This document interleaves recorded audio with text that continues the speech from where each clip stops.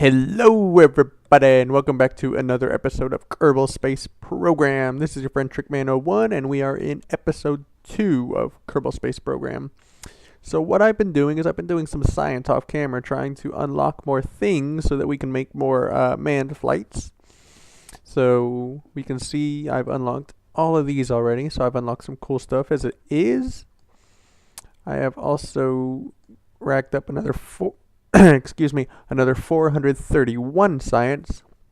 And what I've really been wanting to unlock really badly is this nuclear engine here. And the reason for that is because it's got such a high ISP in vacuum.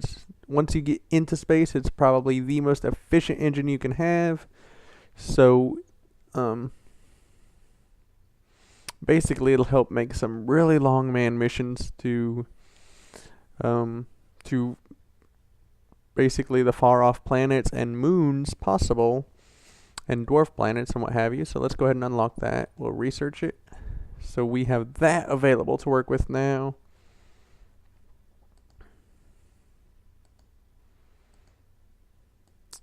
And we have some other stuff that I'm wanting to get to. Still have 131, so all I need is 30 more science and I can get some more stuff. So, pardon me if you can hear some rustling in the background, just a little background noise. Not sure what I'm going to unlock next. Some of this stuff doesn't really appeal to me. Well, actually I think, where is it? This is probably what I want to unlock next. It's got these awesome docking ports right here. This one has some radial attachment points. And that will definitely help me out quite a bit. So, okay, so I'm going to go ahead and use my new nuclear engine and build a new vessel. And I'll meet up with you guys when we are back for our first test flight with the nuclear engine. And welcome back. So far, I still haven't incorporated a nuclear engine into the design, but here is my new lander. Just wanted to show you real out. Just got done testing it. We are in Kerbal's mountain area. Oops. Aside from that little glitch right there, nice view for Bill Kerman. I do believe this is Bill.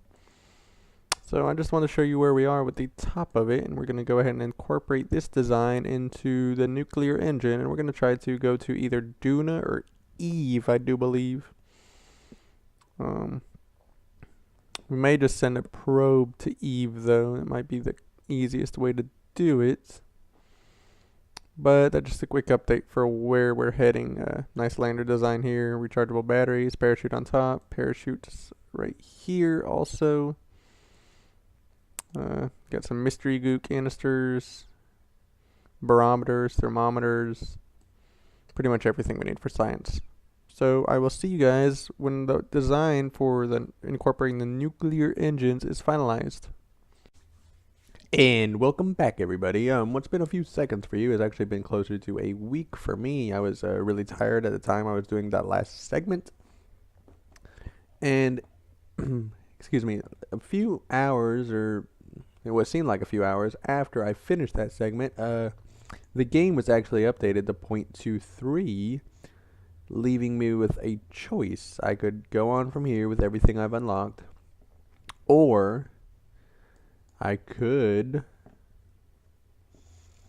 start a new save, and I think that's what I'm going to do. There's been some major changes introduced to 0.23. One of them is it's a little bit harder to rack up the science now, just because you can't repeat experiments over and over and get all the science from it.